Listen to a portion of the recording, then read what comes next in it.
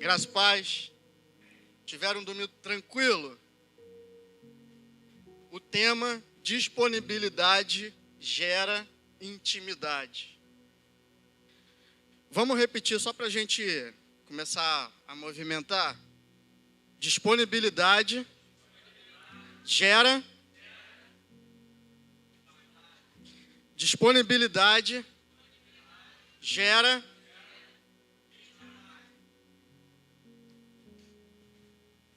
Mas além da disponibilidade, de você estar apenas disponível, além disso, você vai ter a atitude para poder sair do lugar e fazer essa disponibilidade se tornar concreta. Porque eu posso estar disponível e não fazer nada. Eu posso estar liberado, mas não querer fazer. Mas essa disponibilidade vai requerer de você um esforço maior. Por quê? Porque precisamos cada vez mais amadurecer. E tem uma frase aqui, ó. Maturidade não quer dizer facilidade. Quer dizer disposição incansável para o esforço necessário. Maturidade não quer dizer facilidade, quer dizer disposição incansável para o esforço necessário. Eu tenho disponibilidade e eu busco maturidade. E isso vai requerer de mim uma disposição incansável e um esforço necessário. Eu quero falar sobre destino e processo para gerar disponibilidade e intimidade. Todas as vezes que ao longo da vida eu fui percebendo em mim mesmo que alguns processos me paralisavam, me faziam desistir, hoje eu tenho a consciência que todos esses processos que me fizeram parar é porque eu não conhecia o meu destino. Porque quando você conhece o seu destino, você entende que o processo é para te amadurecer, para te levar até o destino. Então, na ânsia de fazer, de ter, de se tornar, os processos são dolorosos. Os processos machucam. Os processos causam fadiga e nos fazem parar quando não conhecemos o destino que aquele processo quer nos fazer alcançar. Para refletir sobre isso, vou falar sobre 3 personagens: Davi, Pedro e Paulo. Então, de novo, para a gente massificar isso, disponibilidade e intimidade se adquire quando você sabe o destino, porque os processos vão fazer em você usar a maturidade dentro desse processo para gerar uma intimidade para alcançar o destino que Deus reservou para cada um. Então, a minha maturidade, a nossa maturidade, vai nos fazer entender o processo de vida de cada um, para alcançar um destino determinado por aquele que já escreveu a história final da sua vida. Pensando nisso, 1 Samuel capítulo 16. 1 Samuel capítulo 16, no versículo 11. 1 Samuel capítulo 16, no versículo 11. Então Samuel questionou a Jessé: Estes são todos os filhos que tens? Ao que Jessé respondeu: bem, ainda tenho o caçula, mas ele ficou cuidando das ovelhas. Então Samuel prontamente ordenou a Jessé: manda buscá-lo, porque não nos assentaremos para comer enquanto ele não estiver presente. Então ele está falando de quem? De Davi. Samuel saiu com um destino: ungir um rei. Mas na casa de Jessé havia um propósito e um processo: encontrar o rei. Então ele vai no primeiro, vai no segundo, ele vai por aquilo que a aparência e a experiência dele tem para determinar um rei. E ali tinha uma aula para Samuel. E Samuel ficou reprovado nessa aula. Então Deus fala ao coração de Samuel: eu não vejo como você está vendo.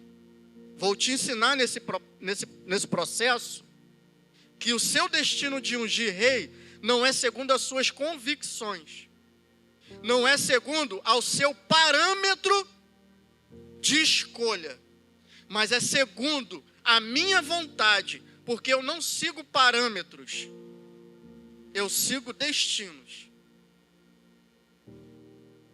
1 Samuel 17, 34.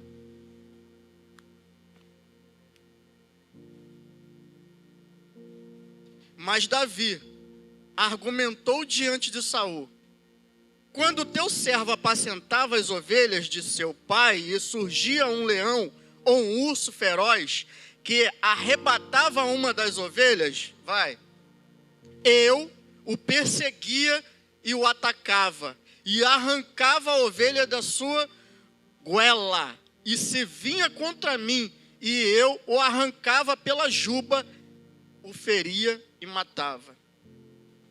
Uma observação: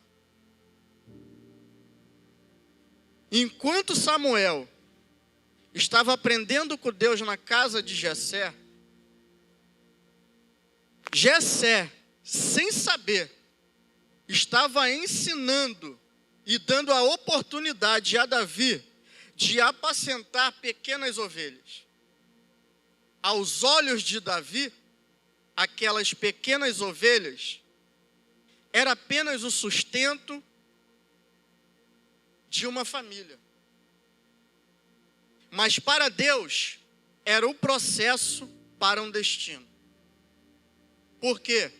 Através de Jessé, Davi passou a aprender a valorizar pequenas ovelhas, pequeno rebanho.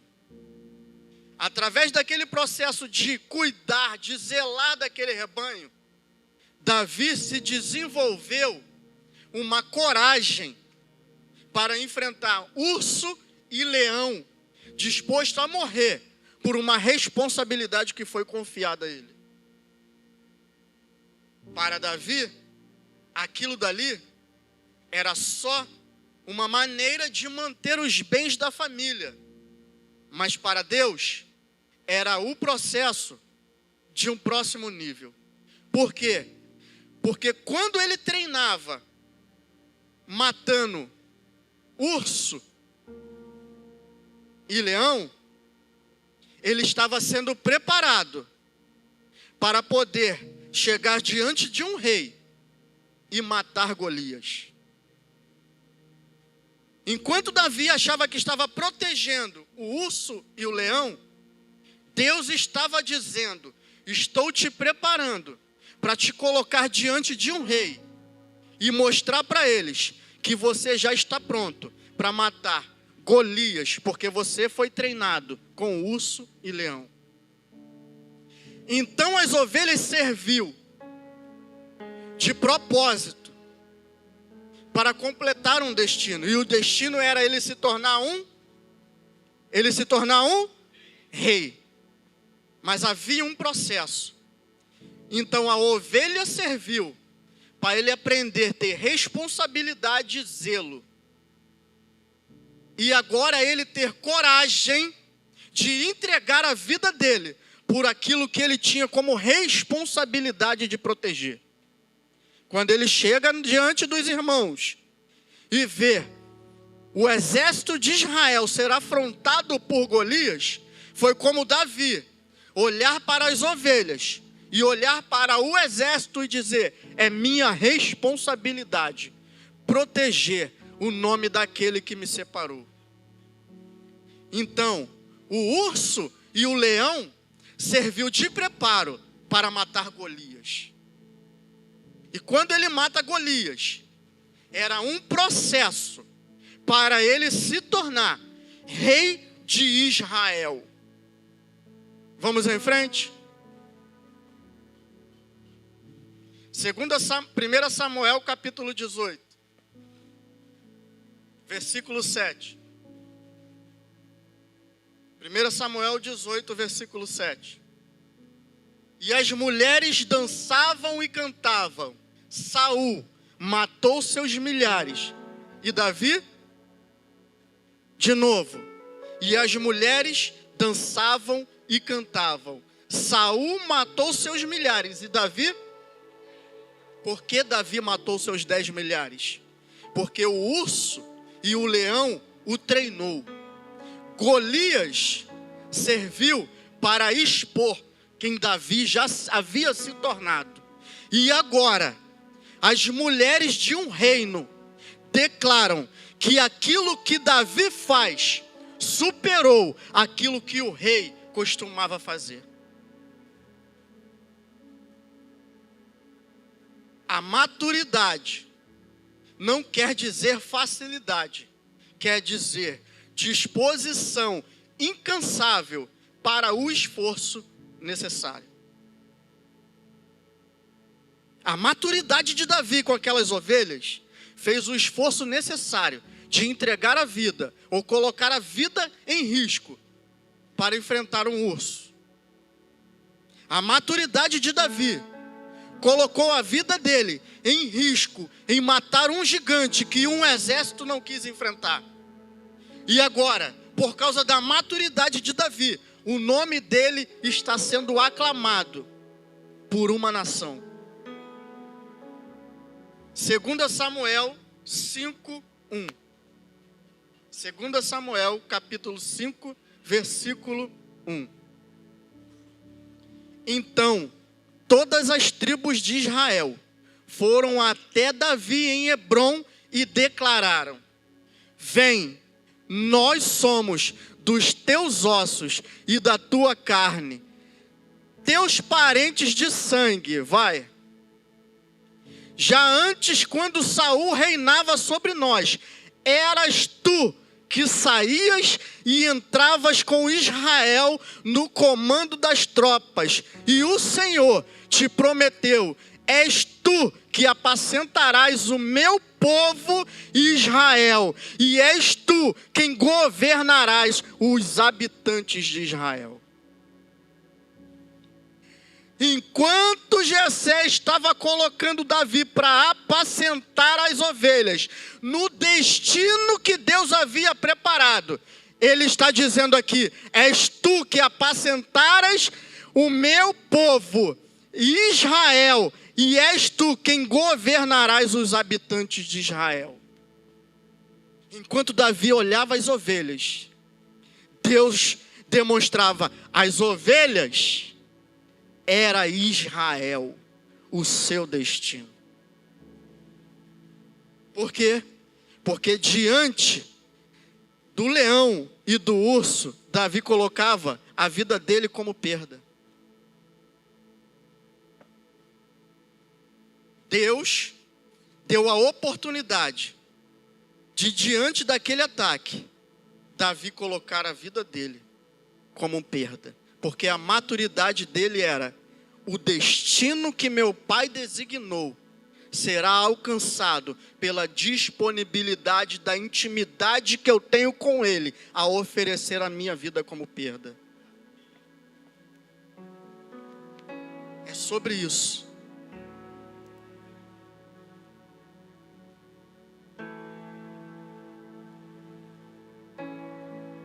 Você tem essa disponibilidade? De você pensar: cara, eu tenho maturidade para entender o meu destino. Eu tenho maturidade e eu sei o que está acontecendo. Mas a pergunta é, eu tenho a disposição incansável para entregar o esforço necessário para alcançar esse destino? Davi fez isso. E a minha vida eu considero perda. Você consegue entender essa música para refletir a disponibilidade de se entregar no processo e alcançar o destino de disponibilidade e intimidade do que Ele quer de você? Você consegue cantar isso como uma realidade para se entregar a Deus? Se entregar ao propósito? Se entregar àquilo que Deus tem te chamado para se tornar? Eu considero perda. Depois que eu olhei, depois que eu olhei para ti,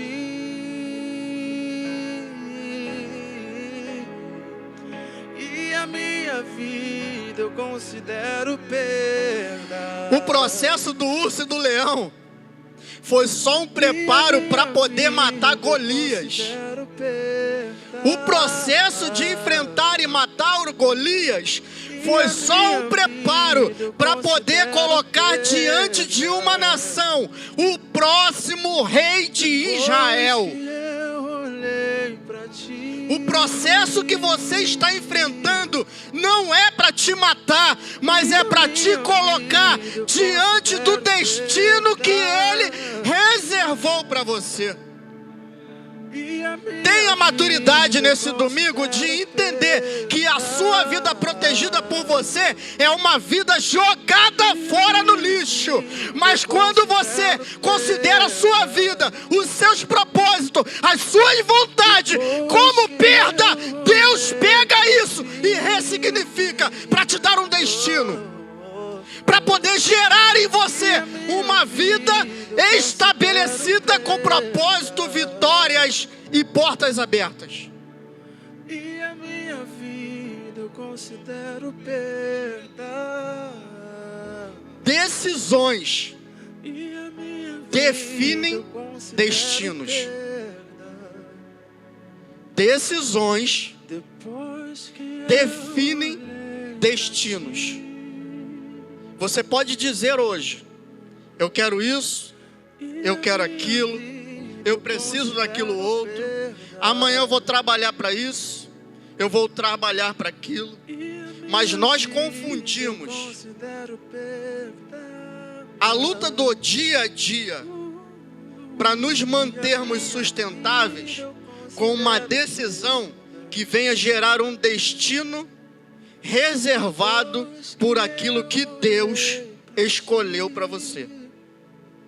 Porque o amanhã, que é a segunda-feira, que é o dia real, que são as decisões que vão mover o seu dia, a sua semana ou os propósitos, podem estar sendo influenciadas pelas necessidades do dia. Mas Davi, ele não trabalhava pela necessidade do dia. Davi trabalhava pela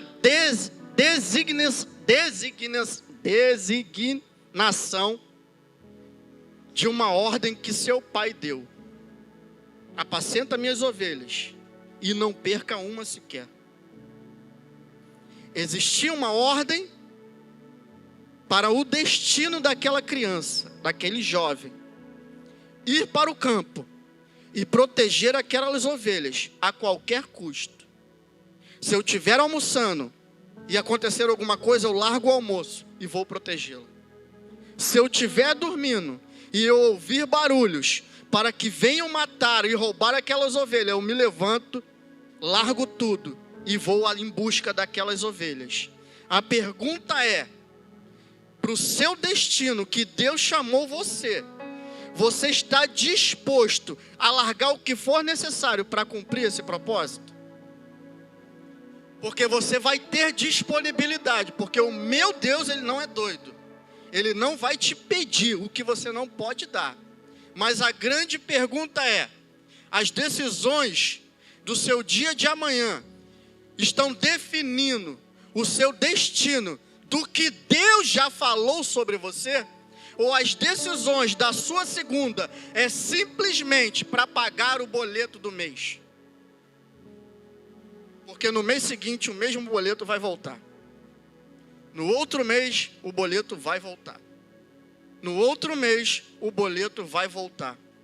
Mas a pergunta é: o boleto está vinculado ao seu destino ou está vinculado às suas necessidades cotidianas? Porque quando não entendemos, fica bem tranquilo. Esse Deus de amor que a galera fala aí do TikTok, ele não existe. Existe o amor e justiça.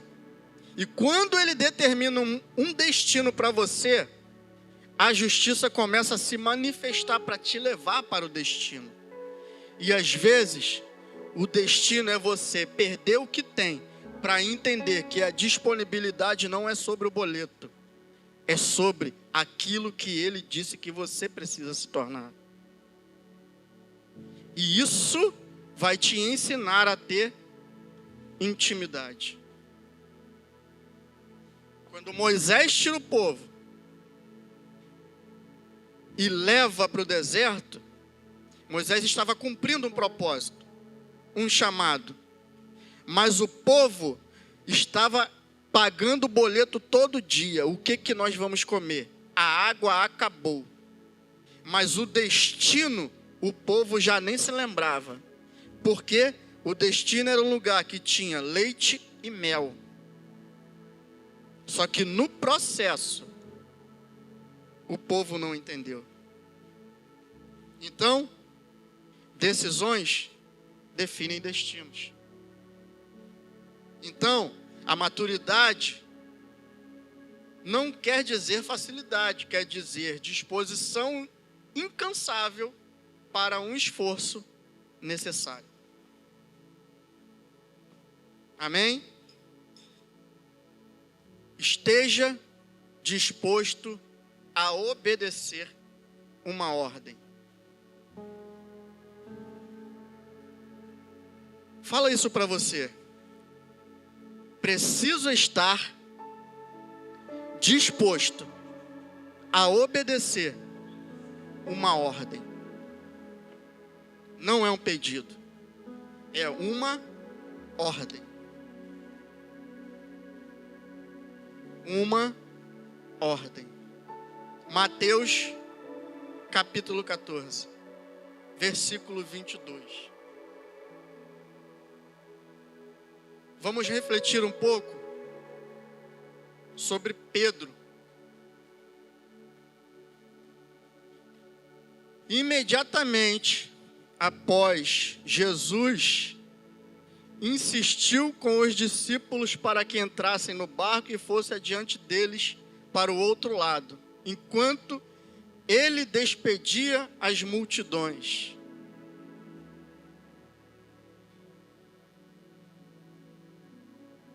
Deixa eu abrir uma outra versão aqui.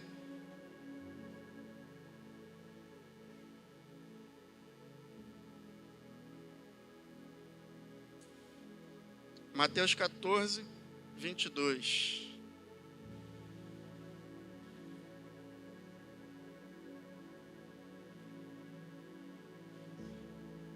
O que Jesus está dizendo ali? Ó, atravessa o mar e vai. Mas antes disso, teve um milagre que aconteceu. Jesus alimentou cerca de 5.000 homens. Então, o que Jesus fez? Resumindo a história. Trouxeram 5 pães e 2 peixes. Jesus fez um milagre. Ele partiu os pães, encheu 12 cestos com aquele mesmo pão. Então, vamos imaginar, parte o pão cresce. Parte o pão cresce. Parte o pão cresce. Coloca o peixe aparece. Coloca o peixe aparece. encheu os cestos. O que Jesus estava fazendo? Ensinando. Vou ensinar vocês. Deu os 12 cestos para os discípulos. O que eles fizeram? Replicaram o mesmo milagre. Então, cada um foi para um grupo e quando partia, crescia. Partia, crescia. Os discípulos replicaram o milagre. Dava o peixe aparecia. Dava o peixe aparecia. Alimentou a todos. Depois disso, Jesus ele fala assim, ó, entra no barco e vai para o outro lado. E Jesus deu uma ordem para eles, entra no barco e vai para o outro lado. O que aconteceu depois disso?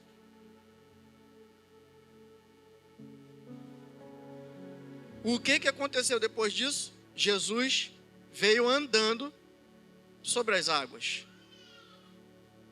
E a tempestade estava acontecendo, a água batendo para lá, batendo para cá.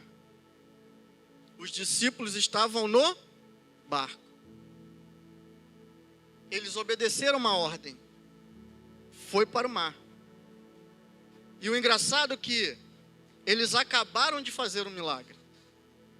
Eles acabaram de ser participantes e reprodutores de milagre.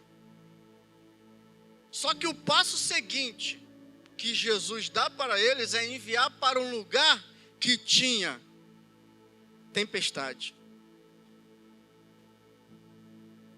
Depois do milagre, Jesus envia ele para um lugar que tinha tempestade, William.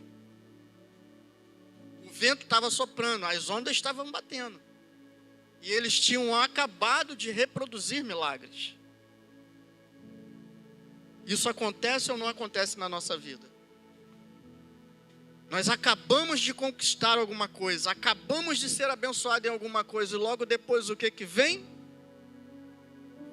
Tempestade. Mas diante da tempestade, existe a oportunidade de conhecer a intimidade do Mestre um pouco mais. E o que acontece no meio daquilo dali? Jesus, ele vem andando sobre as águas. E os discípulos, eles ficam espantados, porque não reconhecem com quem eles andam todos os dias.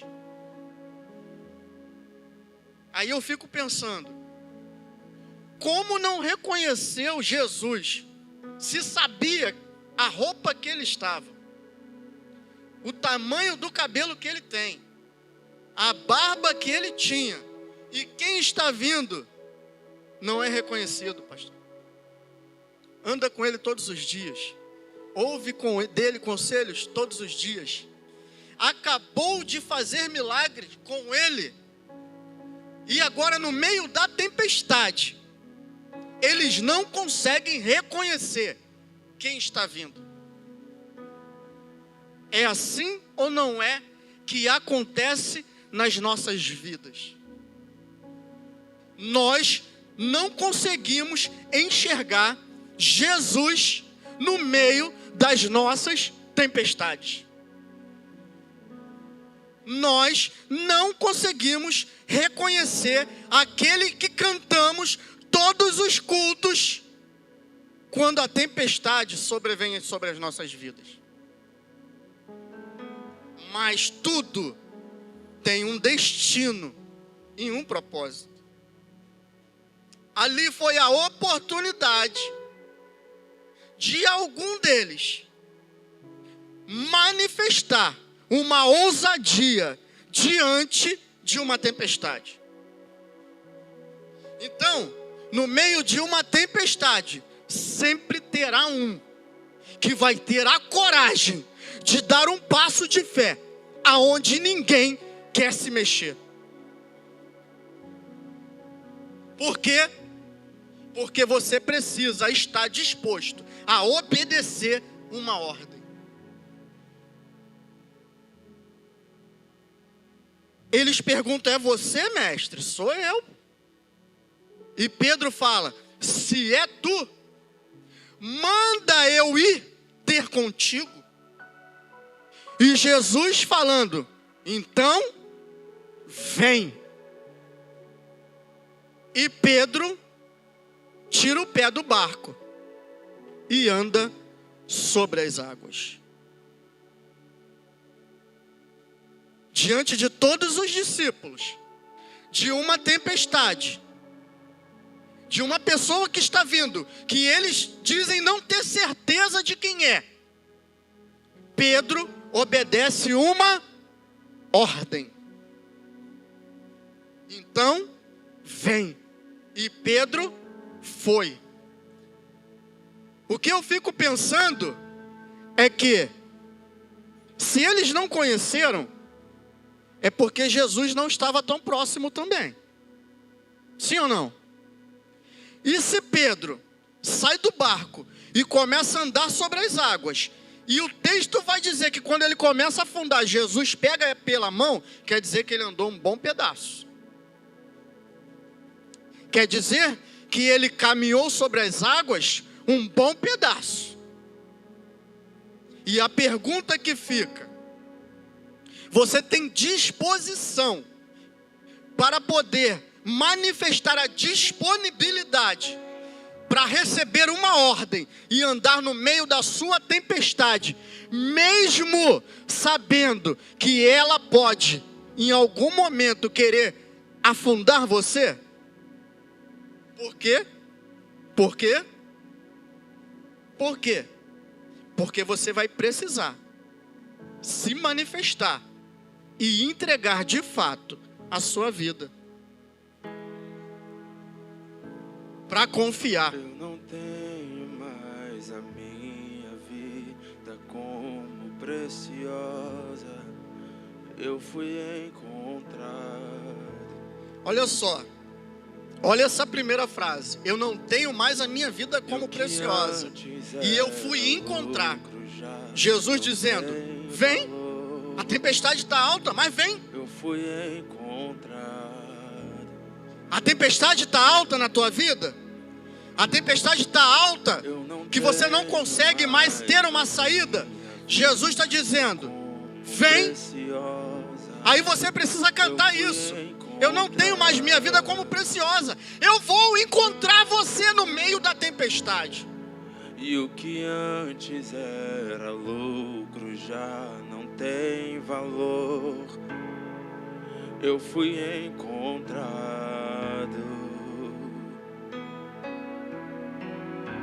As escamas caíram ao chão.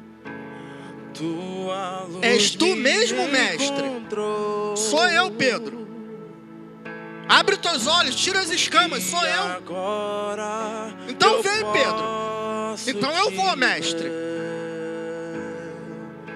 Eu posso te ver. Mas o que você está disposto a mudar a sua vida e alinhar ele com a disponibilidade para gerar intimidade? Intimidade quer dizer santidade. E para santidade tem um preço. E o preço é qual? Entregar a tua vida, ainda que você tenha que morrer. Por quê? Porque você não pode ter mais amor à sua vida do que aquilo que Ele tem para você. Uma vez que eu coloquei os meus olhos em Ti, nada mais me satisfaz. As decisões de hoje precisam definir os destinos e o futuro que você tem para com Deus. Nada mais me satisfaz. Esteja disposto a obedecer. Jesus dizendo, vem. Eu sei que a tempestade está alta, o mar está bravio, o vento está soprando. Você está sem saída. Você está com a mente confusa. Mas eu te digo só uma coisa. Vem! E à medida que te conheço mais, tudo Salmos 91, versículo 11. vez que eu coloquei Salmos os meus olhos, 91, versículo 11. nada mais me satisfaz.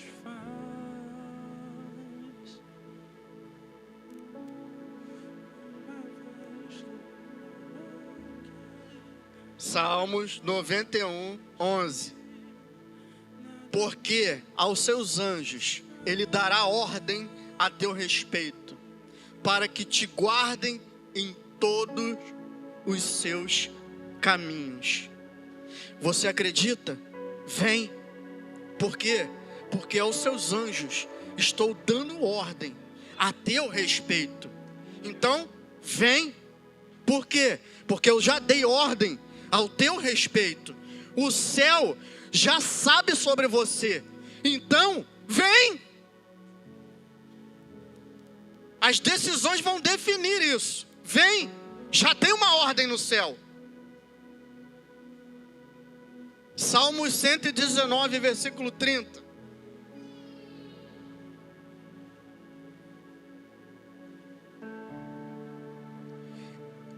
Escolhi o caminho da felicidade e coloquei diante de mim.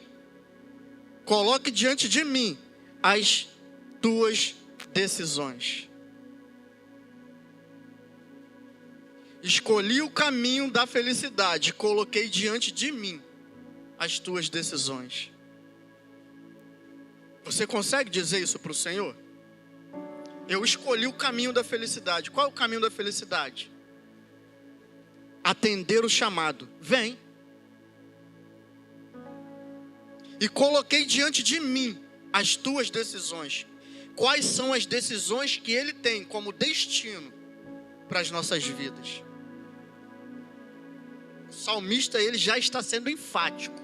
Eu coloquei o caminho da felicidade. Eu escolhi e coloquei diante de mim as tuas decisões. O que eu preciso fazer? É ir? Eu vou. O leão e o urso que tu está tendo que enfrentar é um treinamento para matar Golias. E o Golias que vai se levantar contra você é somente o último teste para se assentar no trono que Deus já preparou. Existe um processo, mas tem um destino definido. Vem, Pedro. E lá na frente, Jesus ele fala para Pedro: Pedro, tu és pedra. E vai ser você o cara que vai guiar essa igreja que eu vou deixar. Aquele pescador que teve a coragem de sair do barco, no meio de uma tempestade e andar sobre as águas, que ele passou a vida inteira pescando e nadando. Deus fez ele andar sobre as águas que ele passou a vida inteira nadando e pescando.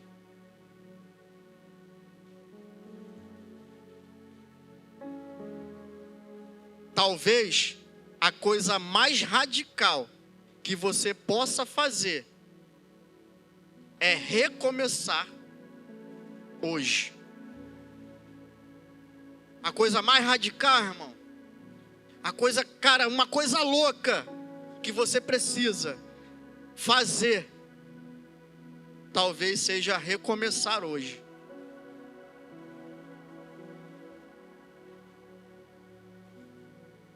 Um chamado atendido ressignifica sua disponibilidade para um propósito estabelecido. Um chamado atendido ressignifica sua disponibilidade para um propósito estabelecido. Aí eu penso em Paulo. E a Ingrid estava pregando sobre Paulo na quinta. Aí eu penso sobre ele. Romanos 1. Romanos capítulo 1, versículo 1.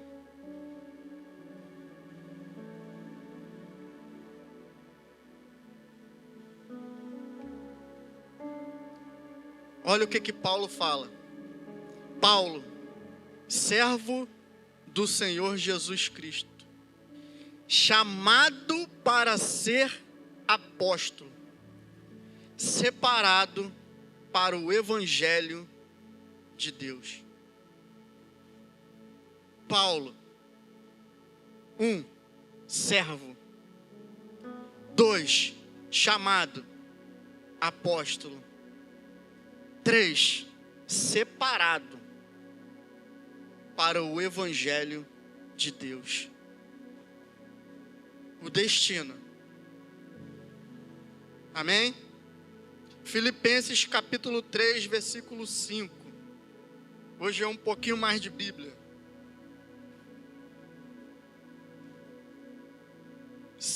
Esse aqui é Paulo, tá? Paulo escrevendo a Filipenses. Circuncidado no 8º dia de vida, filho da descendência de Israel, da tribo de Benjamim, hebreu de hebreus. Quanto à lei, fui fariseu, protetor da lei. Fariseu, protetor, brigava pela lei, vai. Quanto ao zelo, perseguia a igreja, porque ele tinha a igreja como um satanás profano contra o judaísmo. Quanto à justiça que há na lei, Paulo, irrepreensível. Esse é o Paulo. Da lei, Paulo dizendo, eu sou irrepreensível. Você não vai encontrar em mim na lei falha. Vai. Todavia, o que para mim era lucro, passei a considerar como prejuízo ou perda, por causa de Cristo. Todavia, o que para mim era lucro, passei a considerar como perda, por causa de Cristo.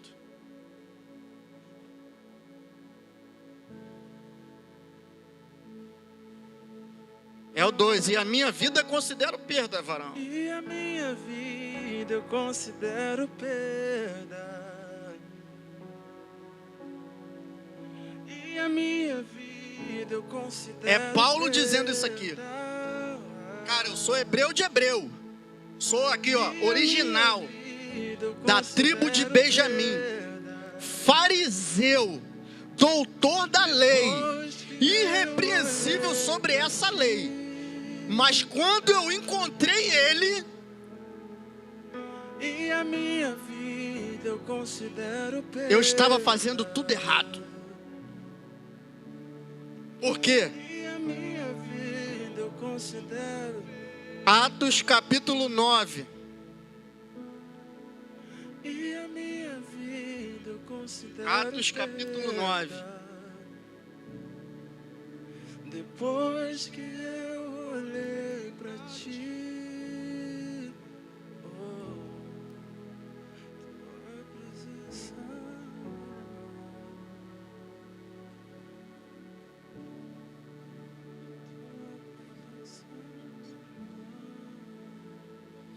Entre mentes, Saulo ainda respirava ameaças de morte contra os discípulos do Senhor.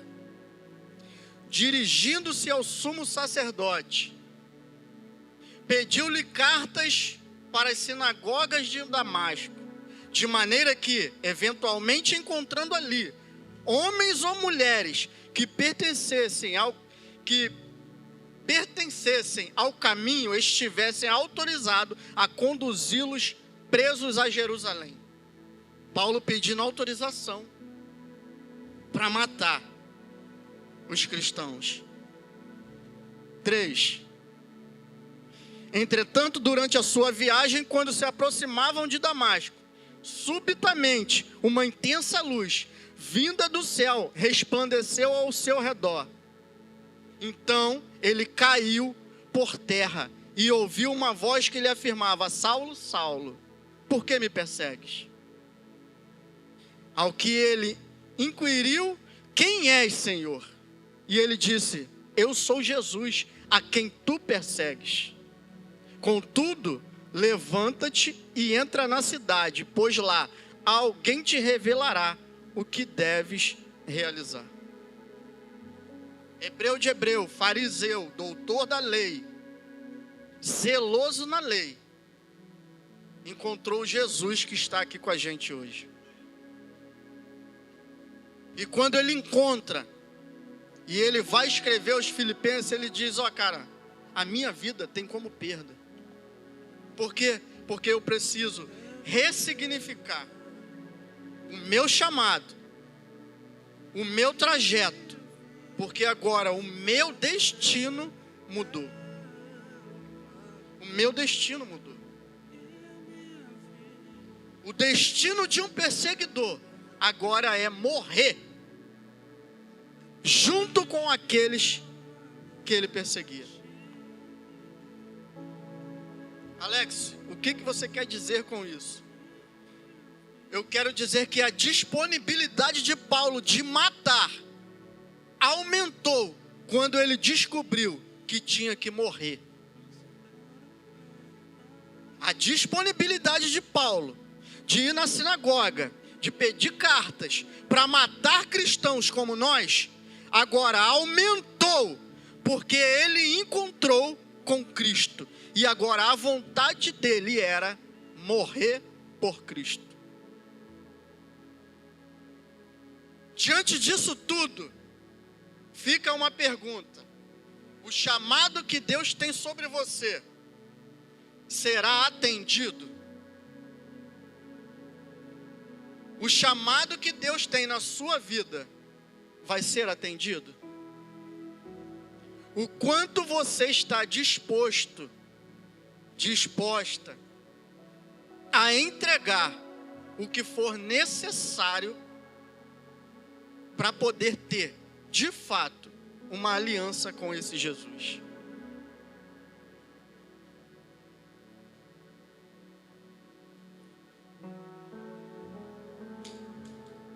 Por quê? Porque precisamos, de fato, chegar numa segunda-feira e ter em mente, eu preciso ter em mente, na segunda-feira, decisões definem o meu destino. E eu preciso estar disposto a obedecer uma ordem. E depois, Alex, um chamado atendido vai ressignificar a minha disponibilidade para um propósito estabelecido. Você guardou isso para a sua segunda? Você guardou isso para a sua vida? Que você precisa ter uma decisão para ter um destino definido? Que você precisa estar disposto a obedecer uma ordem? E que você precisa atender e ressignificar a sua disponibilidade para ter um propósito restabelecido? Por quê? Porque cantar é muito simples. Arrepiar na hora do cantar é muito simples. Mas na segunda-feira, ter a decisão correta é o ponto crucial para uma vida estabelecida. Aí eu pensando, eu escrevi: empenhe uma palavra e seja fiel. Empenhe uma palavra e seja fiel. Não use o comportamento do outro para justificar a sua infidelidade. Empenhou uma palavra com o Senhor? Seja fiel. Agora, não use o comportamento de alguém para justificar a sua infidelidade. Os discípulos estavam no mesmo barco, mas só um escolheu sair. O exército estava sendo desafiado, mas foi um menino que resolveu encarar aquele gigante. Uma comunidade judaica estava perseguindo e matando, mas foi o mais zeloso que reconheceu que estava tendo a atitude errada e ressignificou as suas atitudes. Em qual desses três cenários você se enquadra? Em qual dos três? Porque obedecer significa não fazer o que eu quero, mas fazer o que foi ordenado. E o que Jesus está pedindo de você? Eu sei o que eu estou pedindo a Jesus, mas o que Ele está pedindo a mim? Porque muitas das vezes nós queremos fazer orações só de petições. Mas tem já um termo que já estamos usando, que nós precisamos fazer contemplação. É parar, não falar, não pensar. Por quê? Porque chegou a hora dele falar. Quer contemplar? Para de pedir. Para de pedir. Escuta o que ele quer te pedir.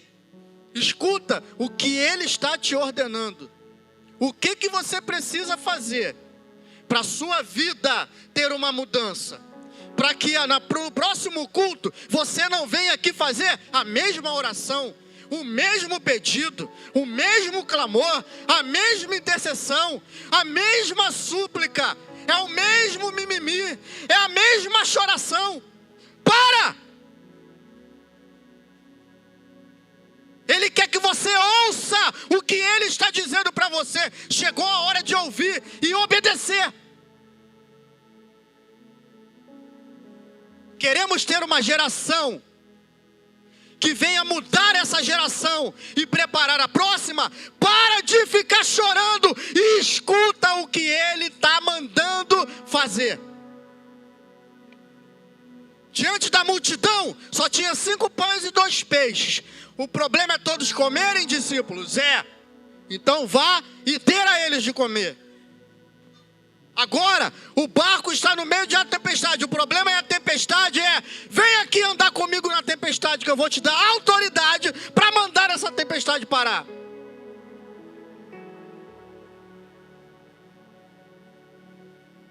Estão me perseguindo, Está te perseguindo? Fica tranquilo. Eu matava vocês. Agora eu estou disposto a morrer por vocês. Paulo falou. Paulo ele fala assim, por mim, eu já queria estar com o Senhor, mas por amor a vós, prefiro permanecer nessa carne, para que vocês entendam. Não consegue seguir Jesus? Paulo dizendo, então me imita. Porque como eu era zeloso e irrepreensível na lei, hoje eu sou zeloso e irrepreensível naquilo que Cristo me ordenou. Aí a pergunta para você você é zeloso e irrepreensível no que Cristo deu como você para ser o chamado? Alex, eu tenho chamado. Meu chamado é evangelístico. É mesmo, varão? É mesmo, varão? Meu chamado é evangelístico. Ô, Vitória, Então tá bom, tu é evangelista. Evangelizou quantos essa semana? Não, evangelizou quanto hoje, domingo? Alex, meu chamado é pastoral.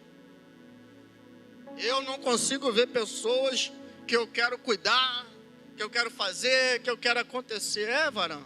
Varão, Pastoreou quem hoje? Sentou na mesa com quem hoje?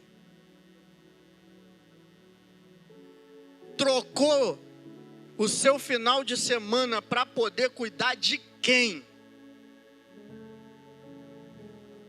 Largou o que tinha para fazer para acolher, abraçar e levantar quem?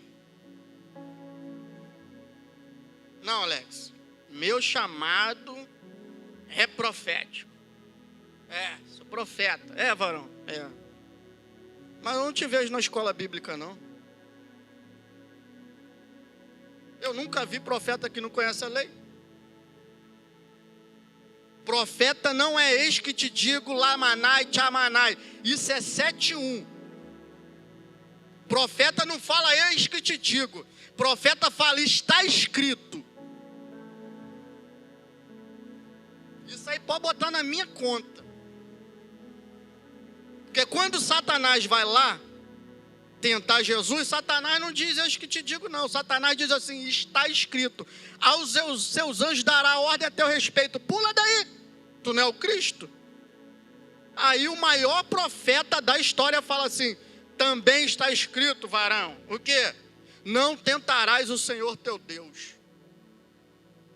Então se você fala que é profeta e não vem na escola bíblica, não profetize sobre ninguém. Você não tem autoridade do céu para isso. E depois a gente pode conversar biblicamente sobre. Existia escola de profeta. As pessoas levavam tão a sério que o aluno falou assim, a gente precisa aumentar a escola. Por quê? Porque a escola está pequena.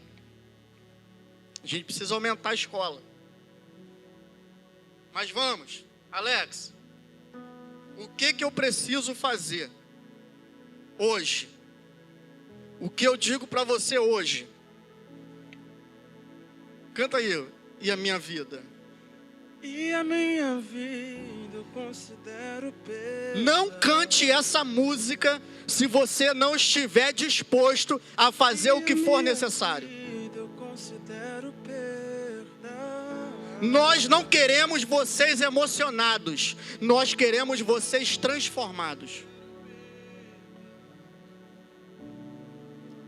Não cante aquilo que você não estiver disposto a ser. Não cante aquilo que você não estiver disposto a entregar. Porque isso não é adoração. Isso é blasfêmia.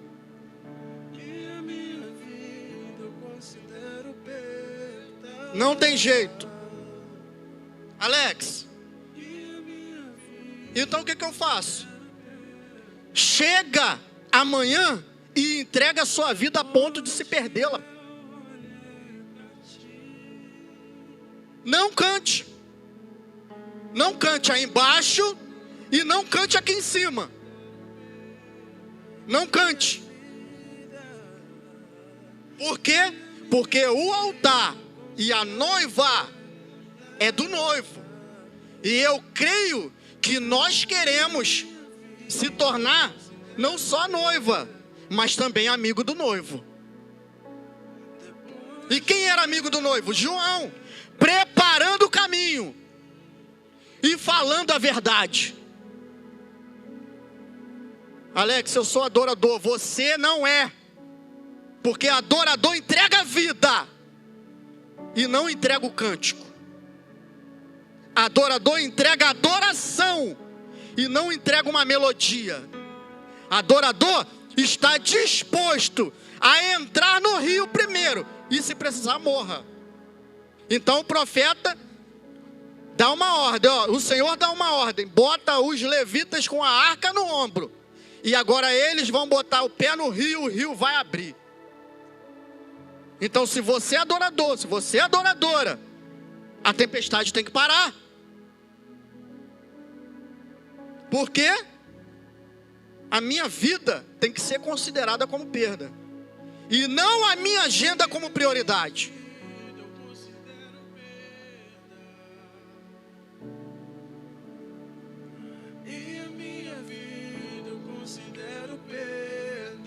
Quando Davi recebe uma ordem do seu pai, Deus usa a oportunidade de Davi apacentar pequenas ovelhas para preparar um processo para um destino de reinado.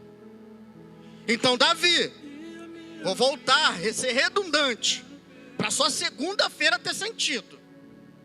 Então Davi aproveita a oportunidade de amar aquelas ovelhas e obedecer uma ordem de arriscar a vida com o urso e com o leão. Mas Davi achava que estava protegendo as ovelhas. Mas na verdade, Deus estava tratando ele e preparando ele para matar Golias. E quando ele mata Golias, na verdade, Deus estava enfatizando ele diante de uma nação para sentar ao trono. Por quê? Porque o processo de Davi tinha um destino estabelecido. E o seu processo tem um destino.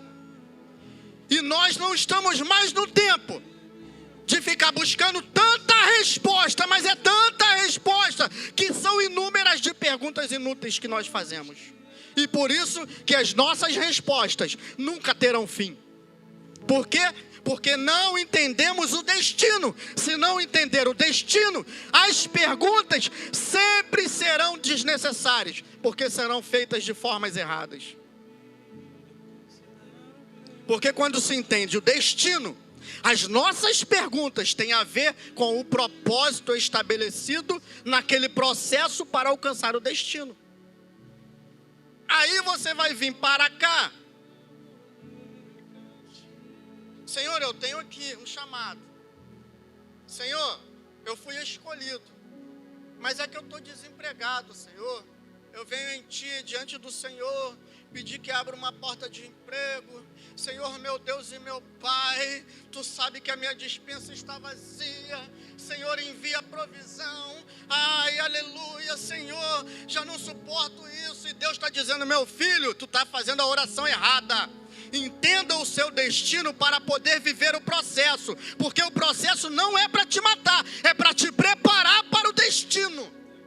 Então a oração não era abrir a porta, a oração é suportar o processo. Porque quem coloca na prova garante o resultado dela. Então eu vou te levar para o deserto, mas não vai faltar o maná. Mas quando eu não entendo o destino, o processo é incerto. Então o que eu faço? Eu vou guardar maná para amanhã. E Deus falou, eu não falei para tu guardar nada, meu irmão. Não, porque eu preciso ter estabilidade. Então, segundo o teu propósito de vida que eu estabeleci, tu nunca vai ter estabilidade. Por quê? Porque a tua estabilidade sempre será eu. Ah, não, porque eu vou conquistar isso. Você não vai conquistar isso que você quer. Você vai conquistar o que eu já reservei. O problema é que você não quer enxergar. Aí você está lutando, está orando, está gemendo, está sangrando, querendo conquistar uma coisa que Deus já não quer te dar. Aí a pergunta é, qual é o meu destino? Deus não queria que eles guardassem maná, porque ele era provisão provisória. O maná do deserto era provisório, porque tinha um destino, uma terra que tinha leite e mel. Não era um maná, não era água. E eles não entenderam. Amém, igreja? Vocês estão tensos, gente. Vocês estão tensos. Decisões definem destino. Guarda isso, vai. 3, 4. Decisões. Não, gente, aí não dá para cantar no coral desse jeito, né? Vou falar 3, 4. Decisões definem destino. Amém? 3, 4. Qual a decisão que você vai fazer hoje para estabelecer o seu destino diante do eterno? Esteja disposto a obedecer uma ordem. É tu mesmo, mestre? É, então vem. Esteja disposto a obedecer uma ordem. Vamos? 3, 4. 3, 4. Não, diminuiu, tem mais gente, gente. Vocês estão dispostos, não? Vamos lá? 3, 4.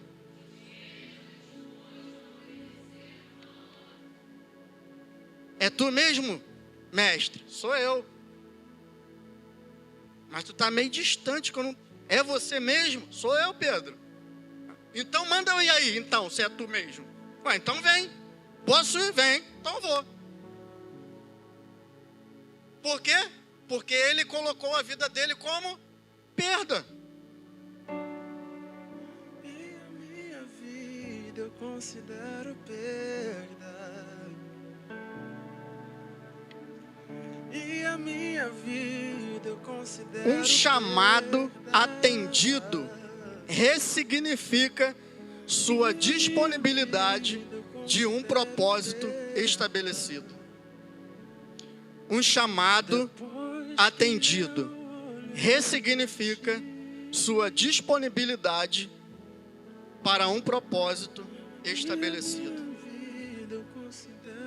Eu sou hebreu de hebreu, Paulo falando. Quanto à lei, zeloso, fariseu. O cumprimento da lei, irrepreensível. Irrepreensível.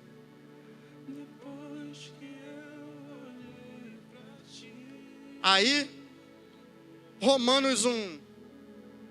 Eu sou fariseu. Sou hebreu de hebreu. Romanos 1. Origem, hebreu. Aí Romanos 1 muda tudo. Por quê? Porque ele encontrou uma luz.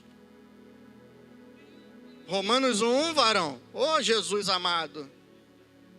Meu Deus. Ai, Jesus. Paulo, servo do Senhor Jesus Cristo. Aqui ele já não é mais hebreu de hebreu. Ele é servo. Chamado para ser apóstolo. Não é mais fariseu. Separado para o evangelho. Não estou mais segundo a lei judaica. Reconheci que eu errei. Reconheci que eu estava no caminho errado. Reconheci que eu estava no destino errado. E agora? E agora, cara? Eu matava vocês, mas agora eu morro por vocês. Agora eu sou o primeiro a entrar na frente da espada. Agora a minha vida não é mais minha, a minha vida é de vocês. Por quê? Porque eu estou disposto a fazer o que for preciso para que vocês conheçam Ele. Vamos nos colocar de pé?